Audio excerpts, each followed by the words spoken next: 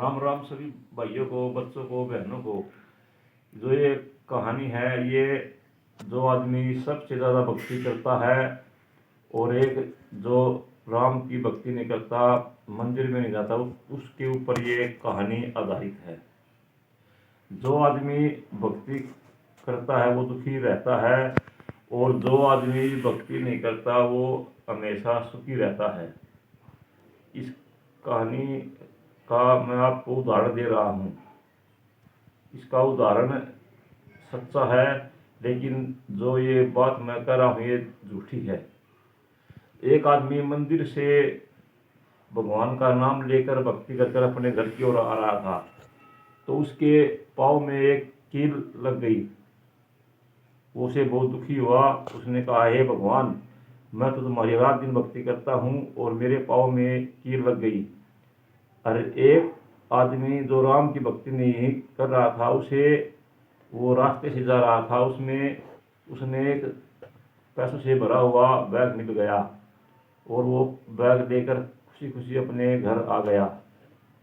और जब वो उसे मिला, उसने कहा, भी तो रात दिन राम की भक्ति करता है, लेकिन तेरे पाँव में कील लगी और मुझे पैसों से भरा बैग मिला। तो वहाँ से वो भगत भी बहुत दुखी हुआ। उसने कहा, हे प्रभु, हे भगवान, मैं तो आपकी रात दिन भक्ति करता हूँ और आप मुझे इतना दर्द क्यों दे रहे हो। उसने कहा, ये आपके पिछले किए हुए कर्म हैं, क्योंकि आपने पिछले जन्म में बहुत अच्छे कर्म नहीं करे थे, आपने पाप किए हुए थे, इस कारण आपके पाँव में ये सूल लगी है।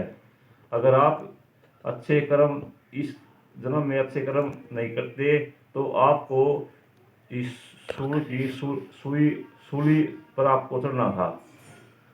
तो जो इसने पैसों से भरा बैग मिला है, इसने गिरडे जन्म में अच्छे कर्म करे थे।